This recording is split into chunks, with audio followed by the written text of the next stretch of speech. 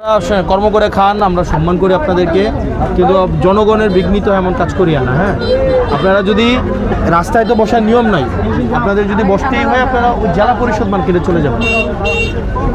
জেলা পরিষদের যে মার্কেটটা আছে না, ওই মার্কেটে চলে যাবেন।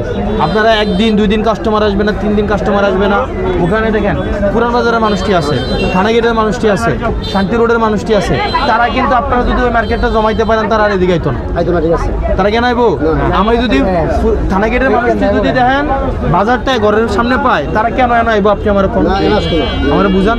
তাহলে আমার দরকার হচ্ছে বাজারটা ওই না লয়ে যাওয়া। আপনি জিনিসটা বুঝছেন কিনা? তাহলে এখন যদি ম্যাজিস্ট্রেট আইতো আইলে কিন্তু এটি লয়ে যেত। আমি আমার চাচা ভাই ম্যাজিস্ট্রেটে আমি রিকোয়েস্ট করছি যে আজকে যাওয়ার লাগবে না, আমি তারা কই আই, তারা 2 দিন সময় দেই, তারা 2 দিনের মধ্যে জেলা পরিষদে যাই, বুঝছেন? ফুটপাত দখলটা করা যাবে, ঠিক আছে? আপনার কথা দিচ্ছেন, কিন্তু আমি কিন্তু রেগুলার আসবো, তখন আরেকদিন আই কিন্তু পাইলে আমার কিছু করার। ওই সিলেট আইসে ওই আয় পড়ছে।